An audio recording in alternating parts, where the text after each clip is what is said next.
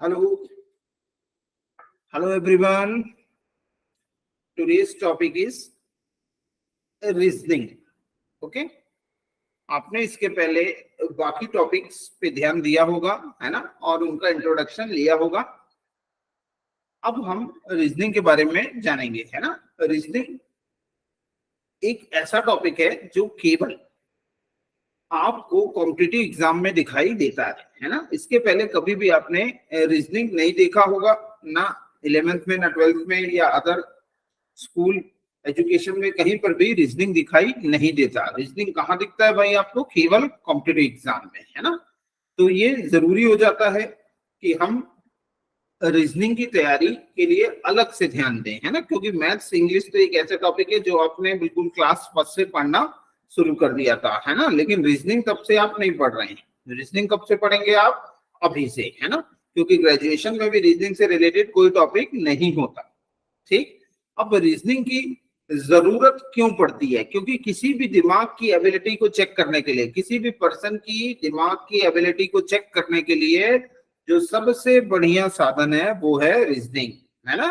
आप किसी भी बंदे को यदि चेक करना चाहते हैं कि वो कितना बढ़िया सोच सकता है, कितना बढ़िया किसी भी वर्क को कर सकता है, तो आप चेक कर लीजिए कि उसकी रीजनिंग कैसी है ना, उसकी तर्क शक्ति कैसी है। रीजनिंग को हिंदी में तर्क शक्ति बोलते हैं भाई, है ना।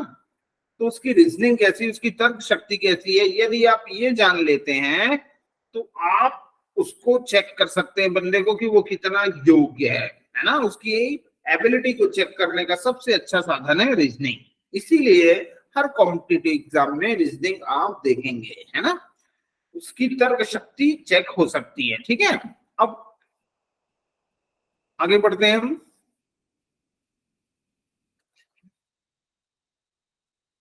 टाइप्स ऑफ रीजनिंग देखिए, आपकी स्क्रीन पे दिख रहा होगा types of reasoning. Types of reasoning, अब देखिए कितने टाइप्स की रीजनिंग होती हैं। तो यहाँ दो टाइप्स की रीजनिंग है भाई, वर्बल रीजनिंग और लॉजिकल रीजनिंग, है ना। वर्बल रीजनिंग और लॉजिकल रीजनिंग। अब ये दो कैसे? तो टोटल तो रीजनिंग 4 टाइप्स की होती है ना। यहाँ 2 ही दर्शाए, उसका कारण मैं बताता हूँ क्यों। टोटल 4 होती है, वर्बल, लॉजिकल, नॉन वर्बल और लीगल रीजनिंग, है ना। फिर से I repeated, verbal reasoning, non verbal reasoning, logical reasoning और लीगल रीजनिंग। ठीक है, हम केवल 2 के बारे में क्यों पढ़ रहे हैं यहाँ? क्योंकि बैंक में केवल 2 ही आती हैं, है ना। यदि आप बैंकिंग की तैयारी कर रहे हैं भाई, है ना, एबीपीएस एसबीआई की तैयारी कर रहे हैं, तो केवल 2 ही रीजनिंग से आपका काम हो जाने वाला है, वर्बल और लॉजिकल। और उसमें से भी वर्बल जो आती है वो केवल काय में आती है भाई? प्री में, है ना। और मेंस में कौन सी आती है भाई? दोनों की दोनों, वर्बल प्लस लॉजिकल दोनों मिल जाते हैं तो काय में आते हैं भाई? मेंस में। ठीक है ना। वर्बल रीजनिंग के अंतर्गत क्या क्या आता है ये अभी आपको अगले पेज में दिखाई देगा, है ना। वर्बल रीजनिंग के अंतर्गत क्या क्या आता है ये अभी आपको नेक्स्ट पेज में हम दिखाते हैं, और लॉजिकल रीजनिंग के अंतर्गत भी क्या क्या आता है अभी नेक्स्ट पेज में आपको दिख जाएगा। अब दोनों को थोड़ा सा डिस्क्राइब कर ले, वर्बल और लॉजिकल में फर्क क्या है। वर्बल रीजनिंग मतलब जिसमें भी क्वेश्चंस के टाइप दिए होंगे, क्वेश्चन पूरा पूरा लिखा होगा, है ना। जैसे डायरेक्शन, ब्लड रिलेशन देखा होगा ना। ये सारे क्वेश्चन, ऑर्डर रैंकिंग के क्वेश्चन, सिटिंग के क्वेश्चन, पजल के क्वेश्चन, ये सारे काय में आते हैं भाई? वर्बल रीजनिंग, जिसमें क्वेश्चन लिखा हो और आपको फिर पेन कॉपी की आवश्यकता पड़े उसे सॉल्व करने के लिए, है ना। तो ये सब क्या कहलाते हैं भाई? वर्बल के टॉपिक। लॉजिकल क्या है भाई? लॉजिकल रीजनिंग है कि जब कभी आपको पेन कॉपी की आवश्यकता पड़े ही ना, केवल क्वेश्चन को पढ़ने के बाद आप उसे केवल दिमाग के द्वारा ही आंसर कर दें, है ना, सोच के आंसर कर दें, अपने दिमाग पे जोर देना पड़े जिस क्वेश्चन को पढ़ने के बाद, तो समझ जाइए वो टॉपिक किस चीज का है? फिर लॉजिकल रीजनिंग, है ना। इसके क्वेश्चन को आप बिना पेन कॉपी के भी सॉल्व कर सकते हैं, है ना। ठीक, लॉजिकल रीजनिंग के अंतर्गत जैसे कौन से टॉपिक आते हैं भाई?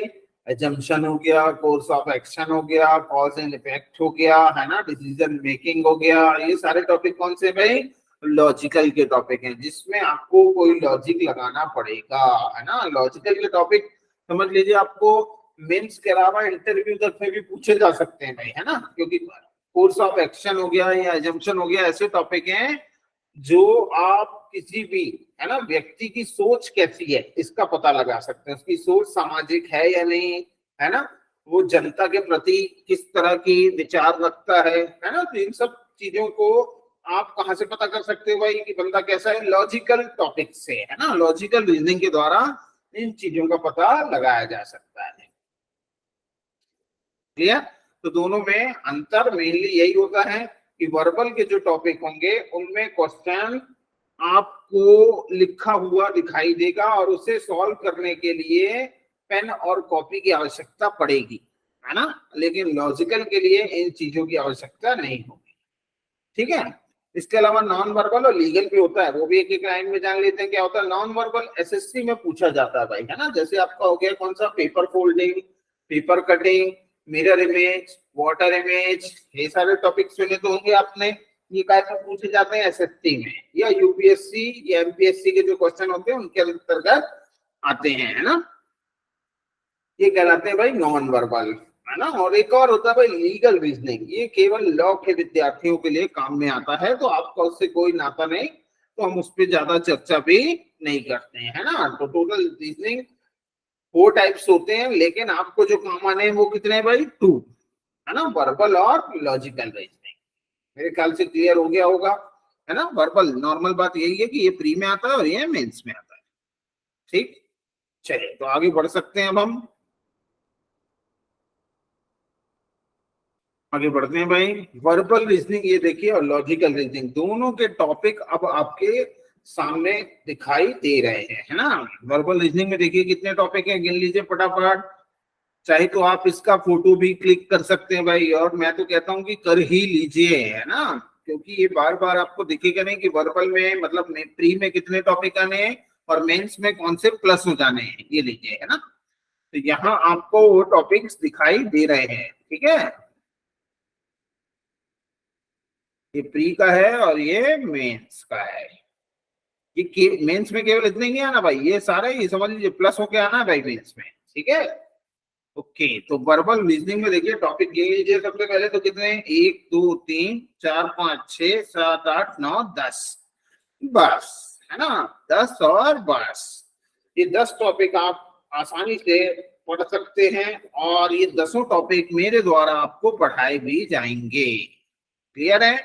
और इन्हें ध्यान पूर्वक पढ़ते हैं तो ये आपको बिल्कुल प्री में सिलेक्ट करवाने के लिए काफी है। काफी क्या, इतने में से ही पूछा जाना है, सीधी सी बात, इसके अलावा बाहर से कुछ और नहीं आना है ना।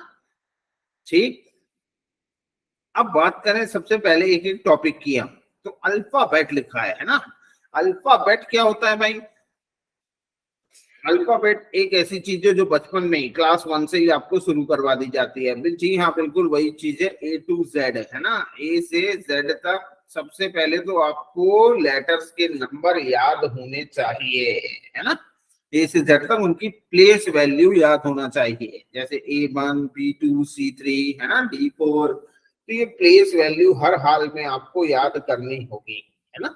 जिस तरीके से आप मैथ्स अच्छी करना चाहते हैं तो आपको क्या जरूरी है भाई? मैथ्स अच्छी रखने के लिए आपको टेबल स्ट्रांग होना बहुत जरूरी है। जिन भी बच्चों को टेबल नहीं आती उनकी मैथ्स हमेशा खराब रहेगी, है ना। यदि आपको खुद से लगता है कि मैं मैथ्स में कमजोर हूं, है ना, तो आप अपने दिल से एक और क्वेश्चन पूछेगा कि भाई अपन को टेबल कहाँ तक आती है, तो दिल पक्का बता देगा भाई 8 तक, 10 तक, 12 तक, है ना। टेबल आप स्ट्रॉन्ग कर लीजिए 20-25 तक, मैथ्स अच्छी आने लगेगी। उसी तरीके से यदि रीजनिंग आपको अच्छी रखनी है ना, मतलब रीजनिंग में स्ट्रॉन्ग आपको बनना है, तो समझ लीजिए बेस यही है कि ए से जेड तक इनकी प्लेस वैल्यू प्लस इनका ऑपोजिट भी, जैसे नंबर 1 लेटर ए है तो लास्ट से नंबर 1 क्या है? जेड। ए का अपोजिट क्या हो गया? जेड। बी का वाई, सी का एक्स, डी का डब्ल्यू, है ना। ये अपोजिट भी आपको याद करने हैं, ठीक है। ये अपोजिट याद करने हैं और इनकी प्लेस वैल्यू भी याद करनी है। ये दोनों चीजें बिल्कुल कंठस्थ कर लीजिए। कंठस्थ मतलब समझते हैं ना, बिल्कुल जबान पे रहे। किसी ने थोड़ा भी पूछा कि एल का अपोजिट, तुरंत बता दो ओ। किसी ने पूछा आर का अपोजिट, तुरंत बता दो आई, है ना। एम का अपोजिट एन। तो इस तरीके से आपको भी याद होना चाहिए। सॉरी, चलिए बात करें सेकंड टॉपिक की।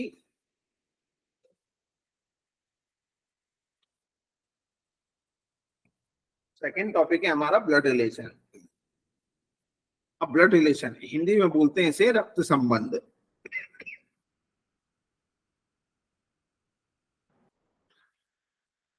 ब्लड रिलेशन है ना, हिंदी में क्या बोलते हैं इसे, रक्त संबंध। अब ब्लड रिलेशन जो टॉपिक है, आपको 3 टाइप्स ऑफ क्वेश्चन इसमें पूछे जाते हैं। कौन कौन से 3 टाइप है भाई? सबसे पहला फॉर्म होता है इंट्रोड्यूसिंग फॉर्म, ठीक, दूसरा होता है कोडिंग फॉर्म, और तीसरा होता है पजल फॉर्म। ठीक, क्लियर हो गया होगा? इंट्रोड्यूसिंग फॉर्म, कोडिंग फॉर्म और पजल फॉर्म। ठीक है, तीनों से क्वेश्चन आपको वर्बल रीजनिंग के अंतर्गत पूछे जा सकते हैं, प्री में पूछे जा सकते हैं, है ना। इंट्रोड्यूसिंग फॉर्म को आप पॉइंटिंग फॉर्म भी कहते हो। पॉइंटिंग फॉर्म मतलब समझ रहे हैं भाई? इंट्रोड्यूसिंग फॉर्म क्या होता है भाई? एक बंदा दूसरे की ओर इशारा करते हुए अपनी बात को कहेगा, है ना, फलाना ने फलाना की तरफ इशारा करते हुए कहा। इस तरह के क्वेश्चन इंट्रोड्यूसिंग फॉर्म में आते हैं। दूसरा कोडिंग फॉर्म होता है ना, ये ज्यादातर कोडिंग फॉर्म जो है मेंस में पूछा जाता है, लेकिन ऐसा नहीं है कि प्री में नहीं आएगा, प्री में भी आ सकता है। ओके, और तीसरा पजल फॉर्म। पजल फॉर्म से क्वेश्चन सीधे 5 मार्क्स तक में आते हैं भाई, है ना। जो आपका पजल होता है ना, उससे क्वेश्चन बनते हैं भाई ब्लड रिलेशन से। ठीक है, चलेगा, आगे बढ़ते हैं भाई। तीसरा है कोडिंग फॉर्म, है ना, कोडिंग डिकोडिंग। तीसरे टॉपिक का नाम है आपका कोडिंग डिकोडिंग। नाम से ही पता चल रहा है कि किसी तरह की कोड की बात की जाएगी, तो बिल्कुल सही है भाई। आपको कोडिंग डिकोडिंग में भी 3 टाइप्स ऑफ क्वेश्चन आते हैं। कौन कौन से हैं भाई वो 3 टाइप? कोडिंग में पहला होता है अल्फाबेट कोडिंग, दूसरा होता है नंबर कोडिंग, और तीसरा होता है सब्स्टिट्यूशनल कोडिंग, है ना। कोडिंग डिकोडिंग के अंतर्गत भी 3 टाइप्स होते हैं, अल्फाबेट कोडिंग, नंबर कोडिंग और सब्स्टिट्यूशनल कोडिंग। ठीक है, अब 3 टाइप्स के अलावा, है ना, भी 2 टाइप और हैं जो कहाँ आते हैं फिर इसके मेंस में। कौन कौन से? एक तो हो गया आपका चाइनीज कोडिंग, है ना, एक तो हो गया आपका चाइनीज कोडिंग और दूसरा कंडीशनल कोडिंग। ठीक है ना, ये 2 टाइप और हैं, एक कंडीशनल कोडिंग और दूसरा चाइनीज कोडिंग। ये लेकिन दोनों का पूछे जाते हैं मेंस में। और यहाँ जो मैंने 3 बताए, अल्फाबेट कोडिंग, नंबर कोडिंग और सब्स्टिट्यूशनल कोडिंग, ये 3 रहते हैं भाई, है ना। ये हो गया आपका कोडिंग डिकोडिंग। ठीक, चौथा है आपका डायरेक्शन टेस्ट, है ना। डायरेक्शन एंड डिस्टेंस पूरा नाम होता है भाई इसका। ठीक है, डायरेक्शन टेस्ट जो लिखा है फुल नेम है इसका डायरेक्शन एंड डिस्टेंस, दिशा एवं दूरी। ठीक है, तो इसके अंतर्गत भी 4 टाइप्स ऑफ क्वेश्चन आते हैं, है ना। एक तो नॉर्मल डायरेक्शन और डिस्टेंस जिसमें पूछता है, जिसे नॉर्मल फॉर्म कहा जाता है। दूसरा होता है पाइथागोरस, जिसमें पाइथागोरस का इस्तेमाल होगा, है ना। पाइथागोरस जानते होंगे, h square hypotenuse square equal to perpendicular square plus base square, है ना। 10th क्लास में पढ़ा होगा भाई सभी ने, है ना। दूसरा फॉर्म, दूसरा उसी से रिलेटेड क्वेश्चन आते हैं। तीसरा होता है डिग्री, चौथा होता है शैडो, परछाई, है ना। तो इन 4 types of question direction test में पूछे जाते हैं। डायरेक्शन टेस्ट को डायरेक्शन एंड डिस्टेंस भी कहा जाता है, दिशा एवं दूरी। क्लियर? फिर 5वां जो आपका टॉपिक है ऑर्डर एंड रैंकिंग, है ना, लिखा हुआ है ना, क्रम निर्धारण बोलते हैं इसे हिंदी में, क्रम निर्धारण। ऑर्डर रैंकिंग में आपको रो में बिठाने के लिए बंदों को बोलेगा। क्वेश्चन आपने देखे भी होंगे, यदि आपने एक आध बार कभी मॉक टेस्ट या किसी एग्जाम को दिया है तो ऑर्डर रैंकिंग के क्वेश्चन जरूर उसमें देखने मिले होंगे, है ना। क्वेश्चन कैसे रहते हैं भाई? आपके सामने कुछ बंदों को 10, 20, 50, 100 बंदे भी हो सकते हैं भाई, है ना, रो में बिठाने के लिए बोलेगा। ठीक, रो के 2 एंड होते हैं, लेफ्ट हैंड और राइट हैंड, है ना, उसमें कितने बिठा सकता है। तो इस तरीके से जो क्वेश्चन रहते हैं वो काय के अंतर्गत आते हैं भाई? ऑर्डर एंड रैंकिंग के अंतर्गत। ठीक है, और ऑर्डर रैंकिंग से बेस्ड पजल क्वेश्चन भी बैंकिंग एग्जाम में आते हैं, है ना। बैंकिंग एग्जाम में भी ऑर्डर रैंकिंग पूछा जाता है, ठीक है ना, पजल बेस्ड वाला। ठीक है, नंबर बेस्ड तो होता ही है जो रो में बैठालता है, और दूसरा पजल बेस्ड भी होता है कि 6-7 लोग हैं, वो अलग अलग कह सकता है कि क्या अलग अलग सैलरी पाते हैं, और अलग अलग बैंक में है। इस तरह के क्वेश्चन भी ऑर्डर रैंकिंग से जुड़े हुए रहते हैं, ठीक है। ओके, अब ये जो 5 टॉपिक है यही मिसलेनियस कहलाते हैं, ध्यान दीजिएगा, है ना। ये कितने मार्क्स के आएंगे, टोटल मिला के 8 मार्क्स का। अलग अलग सेटों में अलग अलग से क्वेश्चन देता है कि मान लीजिए पहले सुबह वाले शिफ्ट में कोडिंग से दे दे, है ना, डायरेक्शन से दे दे, और शाम वाले में ऑर्डर रैंकिंग और अल्फाबेट से दे दे, ठीक है। लेकिन टोटल मिला के इन पांचों से कितने मार्क्स का आना है भाई आपको, 8 मार्क्स का। 8 नंबर का इनमें से रिलेटेड पूछेगा, है ना। हम आईबीपीएस की बात करें या एसबीआई की बात करें या बैंकिंग की बात करें तो ये 8 मार्क्स का आएगा भाई, ठीक। इसके बाद है सिटिंग और पजल, ये कितने मार्क्स के भाई, 15 to 20, 15 से 20 नंबर का सिटिंग और पजल आता है ना। चर्चा कर ले। अब सिटिंग अरेंजमेंट क्या है भाई, इन हिंदी बोलते हैं इसको बैठक व्यवस्था, है ना। हिंदी में क्या बोलते हैं इसको, बैठक व्यवस्था। अब इसमें आपको सर्कल में भी बैठाने के लिए बोल सकता है। क्वेश्चन शायद आपने कभी देखे होंगे कि एक सर्कल में 8 लोग बैठे हैं या 10 लोग बैठे हैं, इस तरह से क्वेश्चन रहते हैं भाई, है ना। अब आपको सर्कल में भी बैठाने को बोल सकता है, या लाइन में भी बैठाने को बोल सकता है, या स्क्वायर में भी बैठाने के लिए बोल सकता है ना,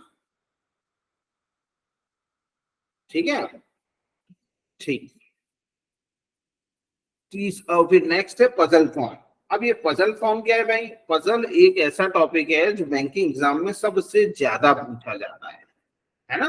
बिना पजल के बहुत मुश्किल है बैंकिंग को पास करना। यदि आप बैंक एग्जाम में पास होना चाहते हैं तो आपका पजल बहुत बहुत बहुत स्ट्रांग होना चाहिए, है ना। 3 बार बहुत इसीलिए बोला क्योंकि ये अति इंपॉर्टेंट है भाई। बिना पजल के आप क्वेश्चन पेपर में बना तो लेंगे लेकिन पास नहीं हो पाएंगे भाई। पजल का होना बहुत जरूरी है ना, क्योंकि बैंकिंग एग्जाम में मिनिमम 2, है ना, से 3 पजल तो जरूर आ रही हैं। आप कोई भी बैंकिंग का पेपर उठा लीजिए, 2 से 3 पजल तो 110% देखने मिलती ही है, ठीक है ना। आजकल जो ट्रेंड चल रहा है लास्ट पेपरों के हिसाब से, तो 1 सेटिंग का क्वेश्चन दिया है, 2 पजल के क्वेश्चन दिए हैं, है ना। ये ट्रेंड चल रहा है भाई, क्लियर। वैल्यू मैंने आपको बताई दी 15 से 20। 15 से 20 ये अलग अलग क्वेश्चन नहीं होते, एक ही बार डायरेक्शन के तौर पे क्वेश्चन देता है आपको, नीचे उसी से रिलेटेड 5 क्वेश्चन पूछता है ना। अच्छी बात यह है कि एक भी क्वेश्चन सही हो तो बाकी भी सही हो जाते हैं, लेकिन यहाँ पे यही बुरी बात भी है भाई कि एक भी गलत होगा तो बाकी भी गलत हो जाएंगे, है ना। सिटिंग अरेंजमेंट और पजल का यही खास बात है भाई कि यहाँ एक भी सही तो बाकी भी सही, लेकिन एक भी गलत तो समझ लीजिए बाकी भी गलत, है ना। और शुरू के जो 5 टॉपिक बताए ये आप क्लास में ईमानदारी से पढ़ रहे हैं तब तो आपको आसानी से बन जाएगा, है ना। बस क्लास के भरोसे भी इन 5 को आप अपडेट कर सकते हैं, लेकिन सिटिंग और पजल आप सोचें कि केवल क्लास के भरोसे हो जाएगा तो ये बहुत मुश्किल पड़ेगा भाई। इसमें आपको पर्टिकुलर खुद से भी मेहनत करनी पड़ेगी। जब तक खुद की मेहनत नहीं की है तब तक नैया पार नहीं होगी, ठीक है ना। चलिए आगे बढ़ सकते हैं। अब वैल्यू जान लीजिए भाई, वैल्यू हर टॉपिक की जरूर लिखते रहिए। जब तक वैल्यू ही नहीं पता चलेगा तो आपको समझ में कैसे आएगा कि किस टॉपिक को कितना देर पढ़ना है ना। जब भी कोई टॉपिक पढ़े, किसी भी सब्जेक्ट का हो वो टॉपिक, तो सबसे पहले क्या जरूरी है, उसकी वैल्यू जानना, है ना। क्योंकि वैल्यू से ही पता चलता है कि वो आएगा कितने मार्क्स का। जिसको यही नहीं पता तो फिर कोई मतलब ही नहीं है पढ़ने का, समझ लीजिए फिर गड़बड़ हो रहा है काम, ठीक है। तो जब भी कोई टॉपिक पढ़े तो प्लीज उसकी वैल्यू जरूर जांच लें, है ना। तो सिटिंग और पजल की वैल्यू कितनी भाई, 15 to 20। ऊपर के जो मिसलेनियस टॉपिक उनकी वैल्यू कितनी भाई, 8 मार्क्स, ठीक। चलिए अब आगे बढ़ सकते हैं हम किसकी तरफ, सिलॉग, इनइक्वालिटी और सीरीज की तरफ। 3 बचे, इन तीनों की वैल्यू 10 to 12। अब किससे कितना पूछेगा ये उसके ऊपर डिपेंड करता है, लेकिन ये तीनों से 10 से 12 नंबर का वहां पूछा जाता है, ठीक है। सिलॉग, इनइक्वालिटी और सीरीज। सिलॉगिज्म, है ना।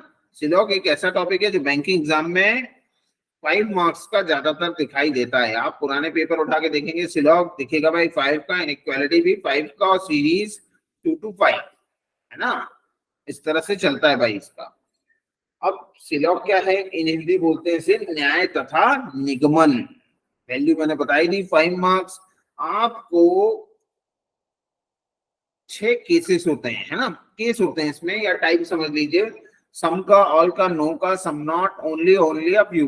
6 केसेस होते हैं जिनके अंतर्गत सिलॉग पूरा पूरा बेस्ड है ना। तो शुरुआत में सिलॉग कई लोगों को टफ भी लगता है। जब आप शुरुआत करेंगे सिलॉग की तो हो सकता है कि आपको टफ दिखाई दे, लेकिन उतना टफ होता नहीं है जितना लोगों ने इसे हवा बना दिया है। ठीक, क्लास बस आपने 5 क्लास लगाएंगे अपन सिलॉग की 5 आवर्स की, 5 क्लास में आप अटेंड जरूर करिएगा, गारंटी मेरी है कि सिलॉग उसके बाद जरूर बनेगा आपसे, है ना। पहली दूसरी क्लास तो कभी भी किसी भी टॉपिक की ना छोड़ें, ठीक है ना। चौथी पांचवी आपको कहीं जाना भी है तो 4th 5th क्लास में जाइए भाई। पहली दूसरी छोड़ दी तो फिर 3 4 5 जो क्लास होगी, है ना, 3rd 4th 5th क्लास उसी टॉपिक की, समझ लीजिए वो तो फिर ऊपर से जाने वाला है। किसी भी चीज का बेसिक सबसे जरूरी है। जिन बच्चों को बेसिक नहीं आता वो आगे तक परेशान रहते हैं भाई, सौ की सीधी सच्ची बात बता रहा हूं मैं, है ना। जब भी, मैं केवल रीजनिंग की नहीं, हर टॉपिक की बात कर रहा हूँ, हर सब्जेक्ट की बात कर रहा हूँ, कि जब भी कभी बेसिक लगे, मैथ्स में भी हो, तो हर टॉपिक का बेसिक जरूर आप अटेंड कीजिए प्लीज, है ना। बेसिक जरूर देख लें तो फिर आपको प्रॉब्लम आगे के 2nd 3rd 4th 5th जो बार पढ़ाया जाएगा, है ना, क्योंकि फिर क्वेश्चन अपडेट करके पढ़ाए जाने लगते हैं, है ना। और जब भी आपको पढ़ना है तो बेसिक से शुरुआत करें, ठीक है ना, तो फिर आपको किसी भी चैप्टर में उतनी प्रॉब्लम नहीं जाती। ठीक, तो ये तो बात हो गई सिलॉग की। नंबर नेक्स्ट क्या है भाई, इनइक्वालिटी। इनइक्वालिटी को हिंदी में क्या बोलते हैं भाई, समानता। ठीक है, पूरा कई बार लिखा रहता है इक्विटी और इनइक्वालिटी, समानता और असमानता। इनइक्वालिटी का मतलब क्या है, असमानता, है ना। इक्विटी का मतलब क्या है, समानता। ठीक है, तो inequality total sign based topic है ना। कुछ साइन होते हैं जैसे ग्रेटर देन, लेस देन, है ना, इस तरह के साइन होते हैं। ये देखिए, ग्रेटर देन, है ना, लेस देन और इक्वल टू, ये तीनों साइन मिला के पूरा टॉपिक बना देते हैं इनइक्वालिटी का। ठीक है, इन्हीं साइनों से बेस्ड क्वेश्चन पूछे जाते हैं। ऊपर आपको स्टेटमेंट दिया गया होता है, नीचे कंक्लूजन पूछता है ना।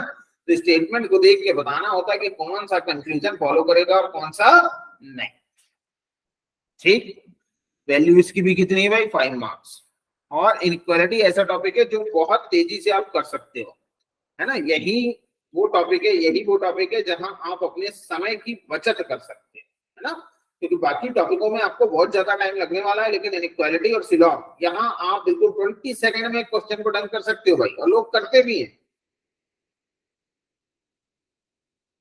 लोग करते भी हैं भाई, है ना।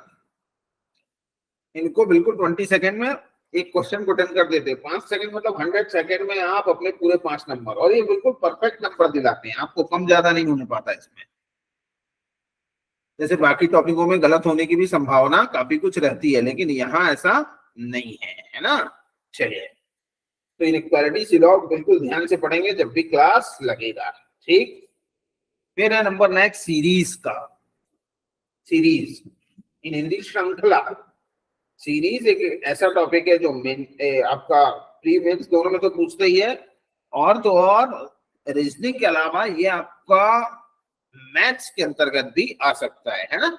अब सीरीज में भी 3 4 तरह की सीरीज हैं, समझ लीजिए भाई, है ना। एक तो नॉर्मल सीरीज 2 4 6 8, आगे क्या आएगा, है ना, तो आगे 10 आएगा भाई, एवरीवन नोस। ये इस तरह की सीरीज मैथ्स में आती है। लेकिन रीजनिंग में जब आप बात करें तो सीरीज कितने तरह की होती है भाई, अल्फाबेटिकल सीरीज, नंबर सीरीज और अल्फा न्यूमेरिकल सीरीज। ठीक है, अल्फाबेट सीरीज, नंबर सीरीज और अल्फा न्यूमेरिकल सीरीज।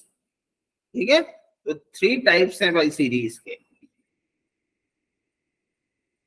ओके, है ना। तो जब आप सीरीज, और ये आजकल आ भी रहा है भाई, 5 5 नंबर में आया है भाई। आप पुराना आईबीपीएस का पेपर उठा के देख लें, आरआरबी भी उठा के देख लें, है ना, रूरल बैंक का पेपर देख लें, अल्फा न्यूमेरिकल सीरीज सब में दिखाई दी है, 3 to 5 मार्क्स की, है ना। तो इसे आप बिल्कुल भी छोड़ना नहीं है, और ये काफी आसान होता है, थोड़ी सी मेहनत करेंगे आपको 100% मार्क्स इसमें आ जाते हैं। ठीक है,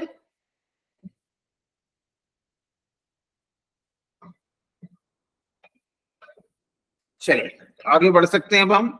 ये हमारा कौन सा पार्ट था भाई, वर्बल रीजनिंग का।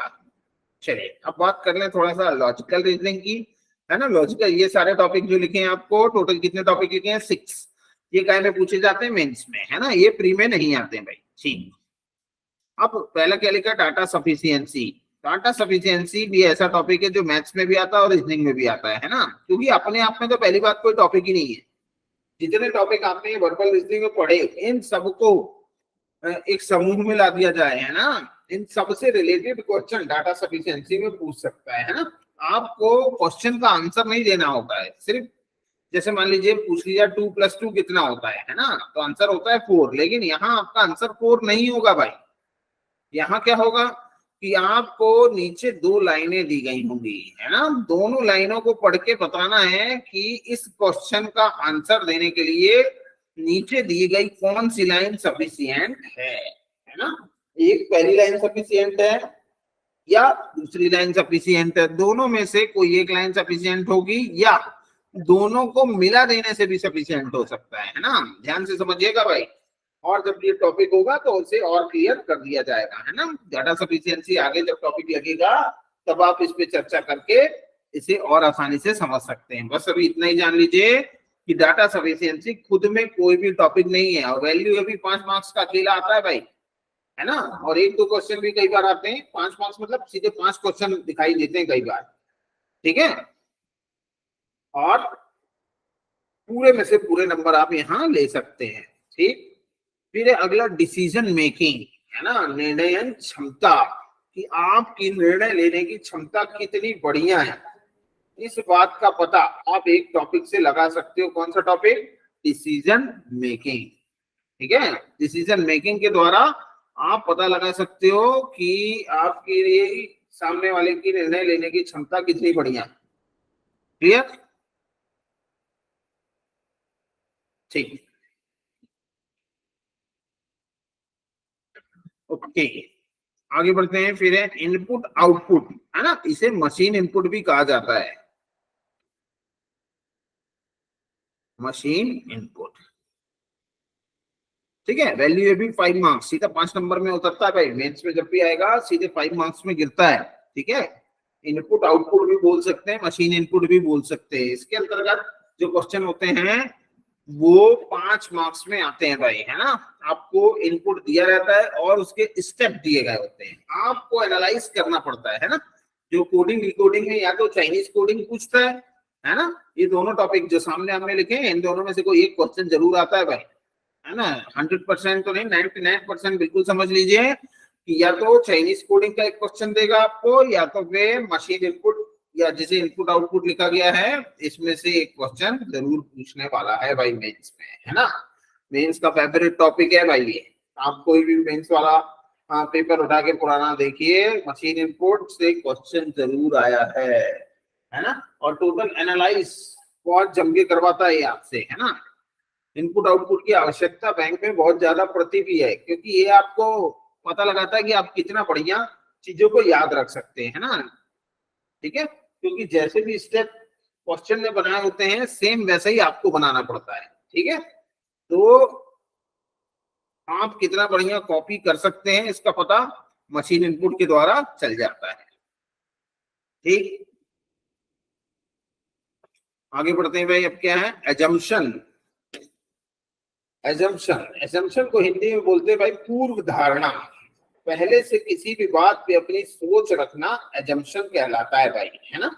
जब भी आप कोई बात बोलते हैं, है ना, कोई भी स्टेटमेंट देते हैं, तो आपने उसके पहले मन में कुछ ना कुछ सोचा होता है, जो भी सोचा होता है वो सब क्या कहलाता है भाई? एजम्पशन, है ना। एजम्पशन के क्वेश्चन और नीचे जो कोर्स ऑफ एक्शन दिया है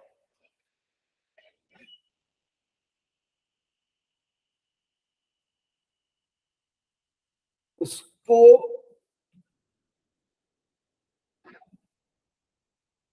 आप कहां से पहचान सकते हैं? कोर्स ऑफ एक्शन के द्वारा, है ना।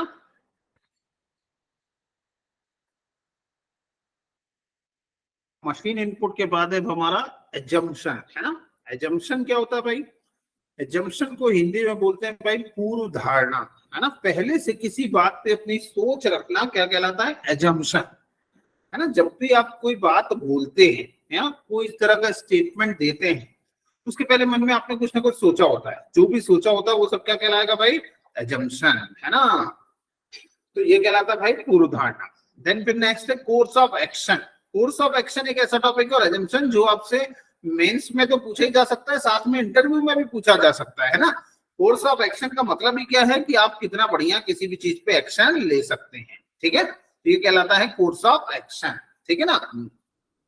यहाँ आपको किसी भी मुद्दे पे, है ना, किसी भी तरह की प्रॉब्लम्स दी जाएंगी स्टेटमेंट के तौर पे, है ना, और उन प्रॉब्लम्स पे आप कितना बढ़िया एक्शन ले सकते हो ये आपको बताना होता है ना। कि जैसे आपके क्षेत्र में बाढ़ आ गई या मलेरिया फैल गया या किसी भी तरह की कोई प्राकृतिक आपदा आ गई तो आप किस तरह के एक्शन लेंगे, है ना। तो इस तरह के क्वेश्चंस कोर्स ऑफ एक्शन में दिए जाते हैं ताकि आपकी एक्शन लेने की जो आपके अंतर्गत क्षमता है उसे चेक किया जा सके, है ना। तो ये क्वेश्चन आपके इंटरव्यू से लेके मेंस टॉपिक में भी पूछे जाते हैं। फिर लास्ट है आपका cause and effect. Cause and effect का मतलब ही क्या होता है, कारण एवं प्रभाव, है ना।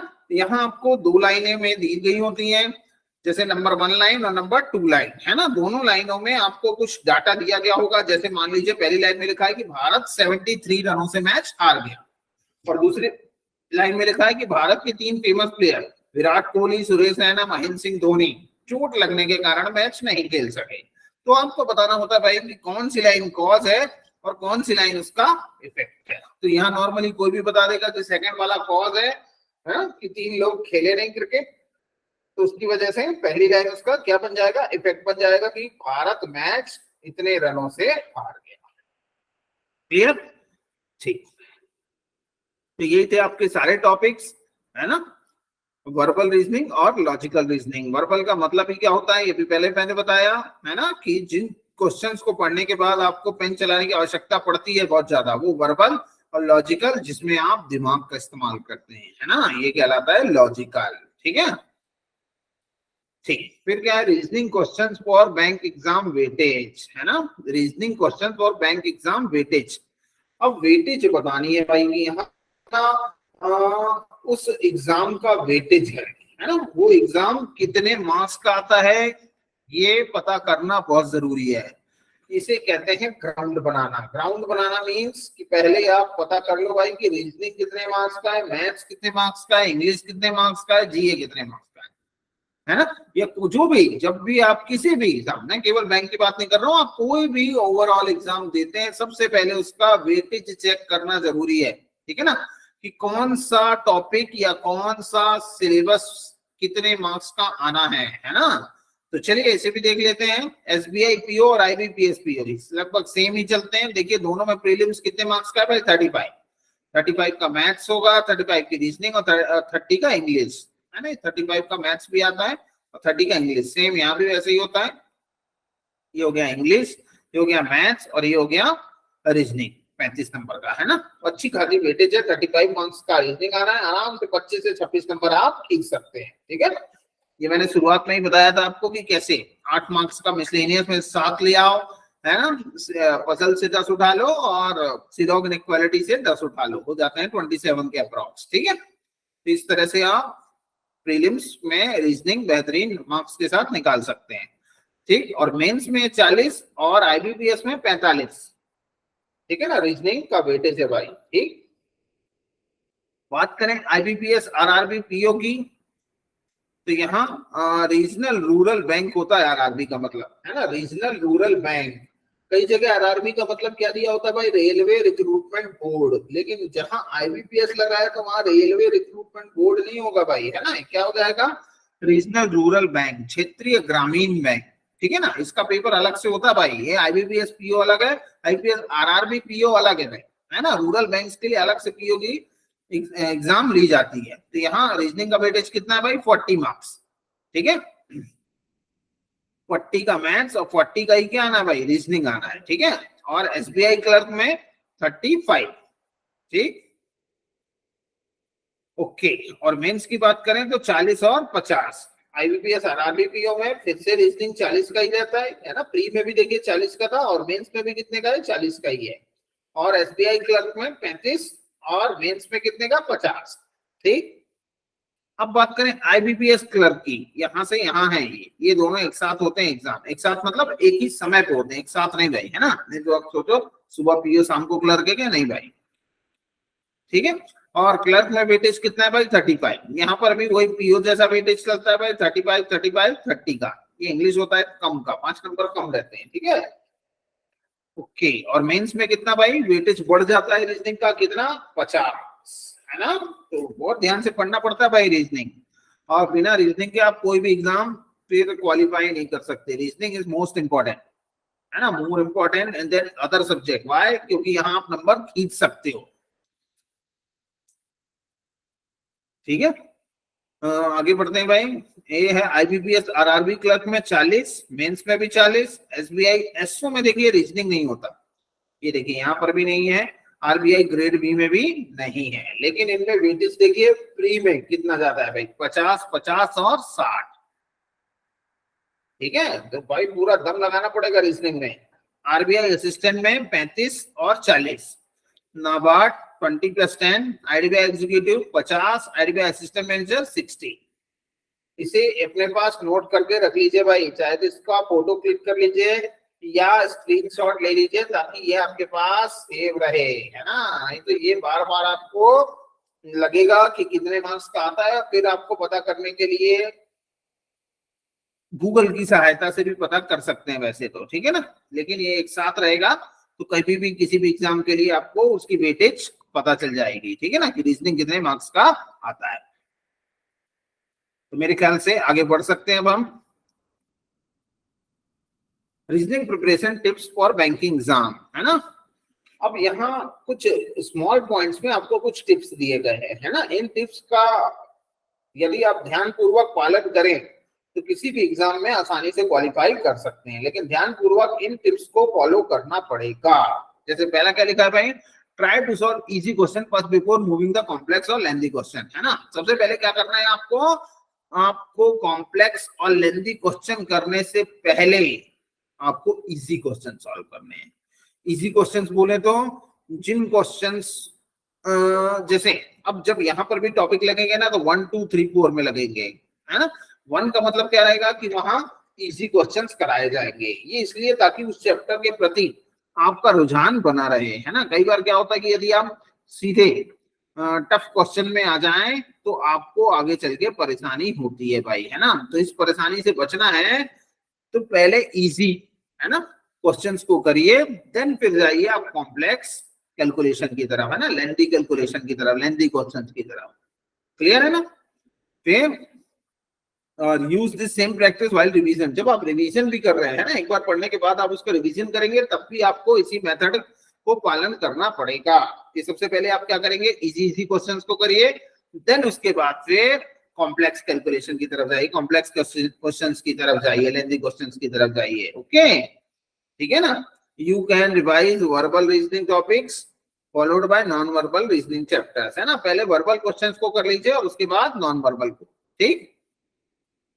फिर आगे क्या बोला उसने? Solve questions first related to easy and less time taking topics, है ना, like analogy, direction, distance, alpha numerical, mix series and odd pairs, ठीक है ना। सबसे पहले किन चैप्टर्स को पढ़ना है ये भी बताया गया है भाई।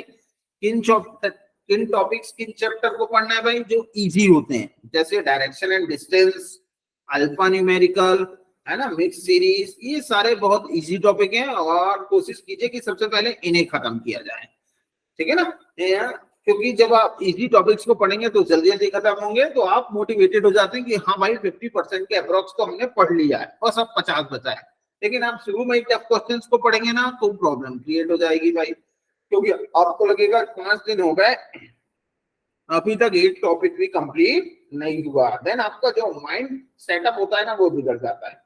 आपका दिमाग खुद सोचने लगता है कि यार हम कहीं गलत रास्ते पे तो नहीं चल दिए, मतलब गलत चीजों को तो नहीं पढ़ रहे हैं, क्योंकि तो हमसे बनता ही नहीं है। 10 दिन हो गए, 15 दिन हो गए, लेकिन वही जब आप छोटे टॉपिक्स को पहले कर लेंगे ना तो आपका दिमाग कहता है यार 50 to 60% तो हमने पढ़ लिया है, अब तो थोड़ा ही बाकी है, तो कुछ दिन और भी लग रहे हैं तो कोई फर्क नहीं पड़ता है ना। तो ये आपकी दिमाग की स्ट्रेटेजी को सही सेट करने के लिए बोला गया है कि पहले आप इजी क्वेश्चंस को कर लें, देन फिर हाई लेवल क्वेश्चंस की तरफ बढ़े, देन फिर एडवांस लेवल की तरफ बढ़े, है ना। सबसे पहले अपना बेसिक कंप्लीट करना चाहिए। अप्रोक्स 1.5 से 2 महीना लगता है बस, है ना। 40, 45, 50 दिन, कुछ लोगों को 60 दिन भी लग जाता है, तो कोई बड़ी बात नहीं है, क्योंकि एवरेज 60 डेज ही कहा गया है ना। 60 दिन मैक्स टू मैक्स लगता है, आपका बेसिक कंप्लीट हो जाता है फिर, और वो बहुत जरूरी है। जब तक बेसिक कंप्लीट नहीं होगा, आप एडवांस लेवल के क्वेश्चंस की तरफ नहीं जा सकते, है ना। यदि जाएंगे तो फिर आपको परेशानी का सामना करना पड़ सकता है। तो प्लीज सबसे पहले 3 टॉपिक्स को पढ़िए। डायरेक्शन, है ना, कोडिंग हो गया, अल्फाबेट हो गया, है ना, जो मिसलेनियस के टॉपिक जो मैंने शुरू में बताए थे आपको, उन टॉपिक्स को पढ़िए। देन फिर उसके बाद एडवांस लेवल पे जाइए, है ना। एडवांस लेवल में कौन से पे, डाटा सफिशिएंसी हो गया, देखिए पजल हो गया, सिटिंग हो गया, है ना, सिलॉग भी होता है, जैसे कि इन टॉपिक्स को आप बाद में रिपीट कीजिए। ओके, मेरे ख्याल से क्लियर हो रहा होगा भाई आपका। ओके, तो इन टॉपिक्स को आपको इनपुट आउटपुट भी, जो मेंस का टॉपिक होता है भाई, इसे भी कब करना है, मेंस लेवल पे जाके, है ना। ठीक, चलिए फिर नेक्स्ट पॉइंट क्या कहता है भाई आपका, try to first read provided data information the reasoning question instead of making random guesses, try to extract logic out to the provided sets and then the rule of eliminate and find the correct answer. Okay, जब भी किसी question को आपने पढ़ना है, तो उसके अंतर्गत जो डाटा दिया गया है उसे बहुत ध्यानपूर्वक पढ़ना है भाई। उसको 100% अपना देके पढ़ना पड़ेगा, है ना। समझ रहे होंगे मैं क्या कहना चाह रहा हूं, कि जब भी, और ये केवल इसी रीजनिंग के लिए ही नहीं है, ये आप मैथ्स के क्वेश्चन कर रहे हो या कोई भी इंग्लिश के क्वेश्चन कर रहे हो, तो जो डाटा आपको दिया गया, शुरू में कुछ ना कुछ डाटा दिया जाता है ना भाई, उस डाटा को ध्यान पूर्वक पढ़े भाई, है ना। यदि आप इसे ध्यान पूर्वक नहीं पढ़ेंगे तो फिर परेशानी जाएगी भाई। ठीक, तो सबसे पहले उस डाटा को ध्यान पूर्वक पढ़ें कि वो कहना क्या चाह रहा है, देन उस क्वेश्चन को करें। कई लोग क्या होते हैं कि भाई पढ़े और शुरू हो गए, ऐसे में फिर ह्यूमन मिस्टेक होने के और गलत होने के चांसेस बढ़ जाते हैं, है ना। तो इन चांसेस को कम रखना है, तो सबसे पहले क्या करना है, दिए गए डाटा को 100% देते हुए अपना पढ़ना पड़ेगा। देन फिर क्वेश्चन को सॉल्व कीजिए, आराम से बनेगा, है ना। Try to extract logic out, है ना, उसमें जो लॉजिक दिया उसे ध्यान से पढ़ें, है ना। जो उसके लिए रूल्स आपको बताए गए उन्हें फॉलो करें, क्वेश्चन आपसे 100% बनेगा। क्लियर है। तो ये द रीजनिंग की preparation tips for bank exam, है ना। और ये सभी में लागू होते हैं भाई, जितने भी यहाँ टिप्स बताए, ये अदर सब्जेक्ट्स में भी आप इसे फॉलो कर सकते हैं। ठीक है, चलिए आगे बढ़ सकते हैं ना भाई। किसी का कोई क्वेश्चन डाउट तो नहीं, चलिएगा आगे बढ़ते हैं भाई। Question number next. ओके, एक बार आप इसका चाहें तो स्क्रीनशॉट लेना चाहें तो स्क्रीनशॉट ले सकते हैं, और यदि आप चाहें तो इसके लिए फोटो लेना चाहें फोटो ले सकते हैं, लिखना चाहें तो लिख भी सकते हैं ना, लेकिन लिखने में थोड़ा टाइम जाएगा। कोशिश करें थोड़ा सा डिजिटल होने का, है ना, क्योंकि डिजिटल का ही जमाना है। फटाफट किसी भी चीज को सेव कीजिए। आपके पास जहां भी मोबाइल पे देख रहे हैं या लैपटॉप पे देख रहे हैं, आजकल सुविधाएं होती है लैपटॉप पे भी कि आप उसका स्क्रीनशॉट ले सकते हैं, है ना। इसी तरह जब क्वेश्चंस भी हम करेंगे तो आप क्वेश्चन के साथ भी ऐसे ही किया करिए, ठीक है। उन्हें फटाफट अपने पास सेव कीजिए, देन फिर किसी भी तरह की प्रॉब्लम आपको नहीं जाएगी। क्लियर।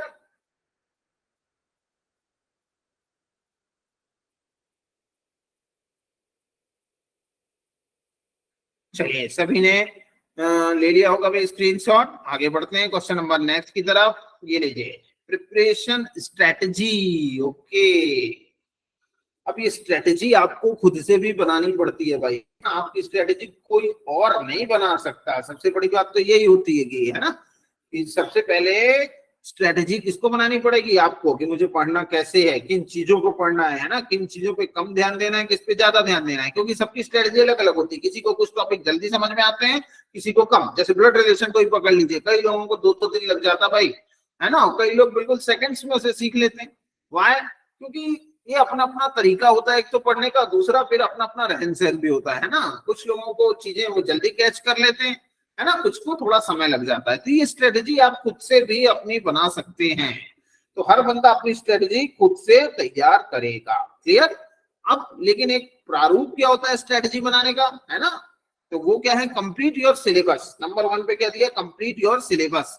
सबसे पहले है ना 60 डेज के अप्रॉक्स में, 70 दिनों में अपना सिलेबस कंप्लीट कर लीजिए। जितना भी सिलेबस है आप उसे कंप्लीट कर लीजिए। मैं केवल रीजनिंग की बात कर रहा हूँ, मैथ्स के सिलेबस में थोड़ा सा समय ज्यादा लगता है ना, क्योंकि एक तो टॉपिक ज्यादा होते हैं, थोड़े से लेंथी भी होते हैं, ठीक है। तो ये बात किसकी हो रही भाई, रीजनिंग की है ना, कि कंप्लीट योर सिलेबस। सबसे पहले फटाफट अपना सिलेबस कंप्लीट कीजिए। जितने भी टॉपिक्स मैंने शुरू में बताए हैं, जैसे प्री में 10 टॉपिक थे, है ना, तो 10 बहुत ज्यादा टॉपिक नहीं होते हैं। सबसे पहले आपने क्या करना है भाई, अपना सिलेबस वो 10 टॉपिक को फटाफट कंप्लीट कर दीजिए। क्लियर है ना, 2-2 3-3 बार उसे फटाफट ऑनलाइन पढ़िए और उसे कंप्लीट कर दीजिए, ठीक। फिर नंबर 2 पार्ट क्या है, प्रिपेयर योर नोट। अब जो भी सिलेबस पढ़ रहे हैं कोशिश करें कि उसके नोट्स भी बनाए हों आपने, है ना। कोशिश क्या करें भाई, 100% नोट्स बनाने हैं। खाली लैपटॉप के सामने या मोबाइल के सामने, स्क्रीन के सामने बैठ नहीं जाना है कि भाई सर तो पढ़ाई रहे अपन देख रहे हैं, हो गया काम। ऐसे नहीं, काम ही हो जाएगा। फिर तो आपने करना क्या है भाई, उनके नोट्स बनाने हैं, है ना। आपके पास रजिस्टर मेंटेन होना चाहिए हर हाल में। जिनके पास रजिस्टर मेंटेन नहीं है तो भाई एक नया रजिस्टर लें या नई कॉपी लें, मोटा सा, है ना, पतला नहीं, मोटा सा लें। और रोज जो भी आपको पढ़ाया जा रहा है ना, बिल्कुल पहला दिन है क्योंकि आप इंट्रोडक्शन चल रहा है, अब कल से आपके लेक्चर शुरू हो जाएंगे भाई, है ना। सारे लेक्चर जो भी जितने टॉपिक हैं उनपे एक एक पॉइंट के साथ सारी चीजें आपको यहाँ बतलाई जाएंगी। आपने क्या करना है भाई, एक एक टॉपिक को ध्यान से पढ़ना है और उसके नोट्स बना लेने हैं, है ना। तो सबसे पहला था सिलेबस बनाना, दूसरा है नोट्स बनाना, है ना। नोट्स बहुत जरूरी है भाई। देखिए जो भी लोग टॉप करते हैं, कभी उनसे पूछे नोट्स कहाँ है, तो आपको अपने नोट्स दिखा देंगे, ये देखिए भाई ये मेरे नोट्स से, इन्हीं से मैंने पढ़ाई की थी, है ना। तो समझ लीजिए भाई कि नोट्स कितने जरूरी हैं। क्लियर। तीसरा रिवीजन। रिवीजन क्या है भाई, कि जब भी सिलेबस अपना कंप्लीट कर लिया, नोट्स हमारे पास हैं, अब उन नोट्स को कई बार पढ़ते रहिए। रिवीजन करना बहुत जरूरी है, नहीं तो चीजें भूल जाती हैं, है ना। और ये प्रॉब्लम केवल आपके साथ नहीं है, दुनिया में सबके साथ होता है कि 15 दिन यदि आप किसी चीज को नहीं पढ़ेंगे तो आप उसे भूलने लगेंगे। मैं ना पढ़ाऊं 20-25 दिन तो मुझे भूलने लगेगा भाई, तो आप किस कहाँ चीजें भाई, है ना। तो ये सबके साथ है, ये ह्यूमन नेचर ही है, भूल जाना, है ना। ये हमारा दिमाग बिल्कुल फटाफट डिलीट करता है नई चीजों को कैच करने के लिए, है ना। सेम आपके मोबाइल के जैसे कि मोबाइल में नई चीज रखना है तो पुराने को हटाना पड़ेगा, तो सेम आपका दिमाग भी उसी लेवल पे काम करता है कि जब कोई नई चीज आती है तो पुरानी चीज को फटाफट भूल जाता है। तो यदि लेकिन आप उसे रिवीजन कर रहे होंगे, लगातार पढ़ रहे होंगे, तो फिर वो ऑटोमेटिक रिवाइज होता रहेगा और आपको कभी भी नहीं भूलेगा, ठीक है ना। तो रिवीजन इसीलिए बहुत इंपॉर्टेंट चीज है, तो प्लीज रिवीजन हमने करते रहना है। क्लियर है ना, चलेगा। आगे बढ़ते हैं भाई। फिर क्या है next, mock test. Mock test को और क्या कहा जाता है भाई, मॉक टेस्ट को स्पीड टेस्ट भी कहा जाता है ना, स्पीड टेस्ट, एसटी भी कह देते हैं कई लोग। तो स्पीड टेस्ट या मॉक टेस्ट, पहली बात तो एक ही चीज है, और ये सबसे फाइनल चीज होती है कि जब आपकी ये तीनों चीजें ऊपर की कंप्लीट हो गई है, तब आप पर डे मॉक देना शुरू कर दो, ठीक है। मॉक देना शुरू कर दो, क्योंकि वहीं से पता चलता है कि आप कितने पानी में हो, है ना। अपने आप को, अपना खुद का स्तर चेक करने के लिए सबसे बढ़िया चीज है, ठीक, कि हमसे कितनी चीजें बनती हैं ये देखने के लिए मॉक टेस्ट है। आजकल जो मॉक है अब वो पर्टिकुलर एक एक सब्जेक्ट के लिए भी आ रहे हैं, कि रीजनिंग के लिए अलग, इंग्लिश के लिए अलग और मैथ्स के लिए अलग। तो मान लीजिए अभी आपका मैथ्स का और इंग्लिश का सिलेबस नहीं हुआ है, केवल रीजनिंग का हो गया, तो केवल रीजनिंग का मॉक आप दे सकते हो, ठीक है ना। और तीनों के मिक्स भी रहते हैं एग्जाम, क्योंकि तीनों का मिक्स हो गया ना, कि रीजनिंग भी होगा, मैथ भी होगा और इंग्लिश भी होगा, है ना। तो ऐसे हमेशा नहीं देना इंडिविजुअली वाले, ये शुरुआत के लिए मैंने बताया। आप हमेशा वाले कैसे देना है कि तीनों एक साथ हो जिसमें, है ना, ताकि सब एक साथ चलता रहे, है ना। नहीं तो जिसको एक को पकड़ लोगे तो बाकी के दो भूलने लगते हैं भाई, है ना। इसीलिए बता रहा हूँ, ये शुरुआत के लिए तो ठीक है, लेकिन हमेशा के लिए ठीक नहीं है। तो मॉक टेस्ट उतना ही जरूरी है भाई जितना कि आपको खाना जरूरी है। खाना कितने बार, 2 बार खाते हो, तो पर डे दिन में जैसे ही आपका सारी चीजें कंप्लीट हो गई, तो आपको दिन में 2 मॉक रोज देने हैं, है ना। और एनालाइज करना है कि गड़बड़ कहाँ हो रहा है। मॉक देने से ही आपकी स्पीड बढ़ेगी, इसीलिए उसका नाम स्पीड टेस्ट रखा है ना। देखो स्पीड टेस्ट क्यों बताया मैंने, क्योंकि वहीं से आप चेक कर सकते हो। एक दिन सबके साथ ऐसा होगा कि आपको पूरा सिलेबस आने लगेगा, ठीक है ना, ये हर बच्चे के साथ होता है, गारंटी है। लेकिन बच्चा रुकता कहाँ है फिर? बहुत सारे लोग बोलते हैं ना कि मेरा थोड़ा से रुक गया। वो थोड़ा सा क्या रुकता है भाई? स्पीड के कारण। यदि उसे थोड़ा सा समय मिल जाएगा ना तो कोई बच्चा हर एग्जाम्स को निकाल देगा, क्योंकि यहाँ नॉलेज का कम, आपकी स्पीड का ज्यादा आकलन किया जाता है कि आप कितनी जल्दी उस क्वेश्चन को कर लेते है ना। इसीलिए उसका नाम स्पीड टेस्ट रखा गया है, ठीक है, ताकि आपकी स्पीड को बढ़ाया जा सके यहाँ से। और स्पीड बढ़ाने के लिए एक ही तरीका है, लगातार स्पीड टेस्ट दिया जाए, मॉक टेस्ट दिया जाए। जब आप लगातार देने लगोगे तो ऑटोमेटिक आपकी स्पीड बढ़ने लगेगी, आप खुद एनालाइज करोगे, है ना। जैसे कोई भी चीज रोज रोज करो तो स्पीड आ जाती है ना। पहली बार साइकिल चलाई होगी धीरे, फिर बाद में आप कितनी रफ्तार से चलाए होगे। पहली बार बाइक चलाई होगी धीरे, है ना। तैरना सीखे होगे पहली बार स्लो, बाद में तेज। तो कोई भी काम शुरू में स्लो रहता है, लेकिन बाद में वो स्पीड ऑटोमेटिक पकड़ लेता है, ठीक।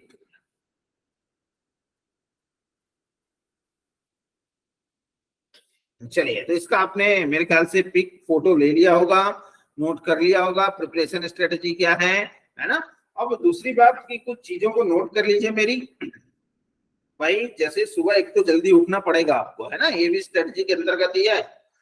क्योंकि जो लोग लेट सो के उठते हैं उन्हें बैंकिंग एग्जाम या अदर कॉम्पिटिटिव एग्जाम में जल्दी सफलता नहीं मिलती है ना। लेट सो के उठने वालों को गवर्नमेंट जॉब में जाते कम ही देखा है मैंने।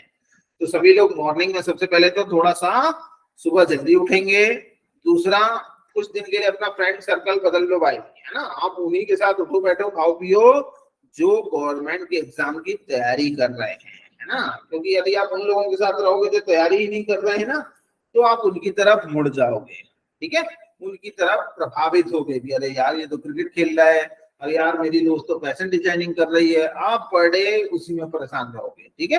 तो कुछ दिन मेरा कहना ये है कि आप अपने फ्रेंड सर्कल को बदल लें, है ना। अपनी स्ट्रेटेजी बनानी पड़ेगी आपको इसी तरह से, क्योंकि उनके साथ रहेंगे तो जब भी किसी तरह की बात होगी, कोई चीज होगी, तो किस बारे में होगी भाई?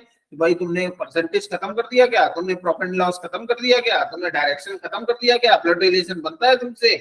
ओके, है ना। तो इन चीजों पे बात होगी, और जब इन चीजों पे बात होगी तो आपका ध्यान हर समय इन चीजों पे रहेगा, है ना। और जब ध्यान इस पे रहेगा तो ऑटोमेटिक आप इसी तरफ टर्न करोगे, ठीक है ना। तो अपना फ्रेंड सर्कल कुछ दिन के लिए बदल लें। सुबह थोड़ा सा जल्दी उठें, सुबह उठ के मॉक देना है, क्योंकि तब शांति रहती है ना।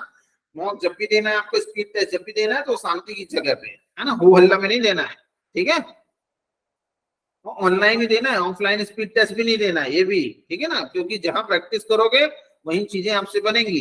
आप यदि एक छोटे से कमरे में क्रिकेट की प्रैक्टिस कर रहे हो और मैच आपका बड़े ग्राउंड में होना है, तो क्या डन खेल पाओगे? फिर नहीं खेल पाओगे, है ना। जहां प्रैक्टिस करोगे वही चीजें आपसे ऑटोमेटिक बनेंगी। तो प्लीज अपना प्रैक्टिस कहाँ करना है आपको? ऑनलाइन, ठीक है ना। और मोबाइल पे भी नहीं, मोबाइल पे क्योंकि परेशानी जाती है भाई, है ना। मोबाइल से तो दूरी बना ले, ये भी एक स्ट्रेटेजी है कि कुछ दिन मोबाइल को बंद कर दे, क्योंकि बीच बीच में उसमें मैसेज आते रहते हैं भाई, है ना, कि खाना खाया नहीं खाया, ये सब फालतू के मैसेज रहेंगे भाई। नहीं खाया होगा तो आदमी जिंदा कैसे भाई? जिंदा है तो मतलब खाना वाना तो खाया होगा, जब ठीक ही होगा, है ना। तो इस तरह के मैसेजों से भी बचते रहना है हमने, और मोबाइल से कुछ दिन दूरी बना लेना है, अपना फ्रेंड सर्कल बदल लेना है, और तीसरी बात, सुबह जल्दी उठना है। जब आप इन चीजों को फॉलो करोगे तो ऑटोमेटिक आप देखना सफलता की ओर मुड़ जाओगे, है ना। इस सफलता के लिए कुछ चाबी, कुछ कुंजी लगानी पड़ती है, तो ये सफलता की कुंजी है भाई। क्लियर? इन चीजों को बिल्कुल गांठ बांध के अपने पास रख लीजिए, है ना। सुबह जल्दी उठना, फ्रेंड सर्कल थोड़ा सा बदल लेना, मोबाइल से दूरी बना लेना, है ना। और रोज कितने 6 घंटे क्लास के रोज रहेंगे भाई। और इसके अलावा भी आपको 6 आवर ही देने हैं भाई, है ना। टोटल 12 घंटे की लगातार पढ़ाई कीजिए, फिर देखिए 180 डेज का कमाल। 180 दिन में आपका टर्न ना हो तो मुझे ब्लेम कीजिएगा, ठीक चलेगा।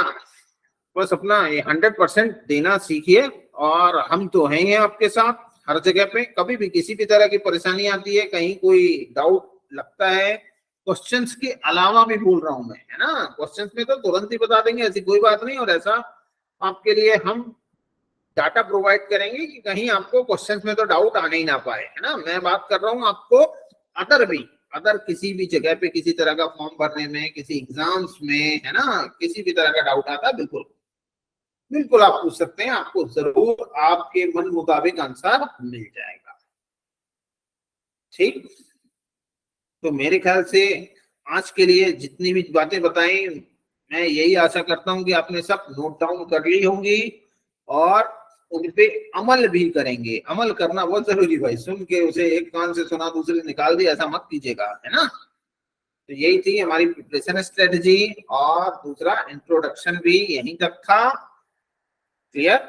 इसी तरह से बाकी अदर सब्जेक्ट्स के लिए भी आपको इंट्रोडक्शन मिल जाएगा और आपको उसी वे में पढ़ना है। ठीक, तो आज के लिए इनफ। ये देखिए नेक्स्ट पेज खोलते हैं और आपके जो लिख के आएगा जरूर से बोलना है आपको भी। Thank you very much. Okay.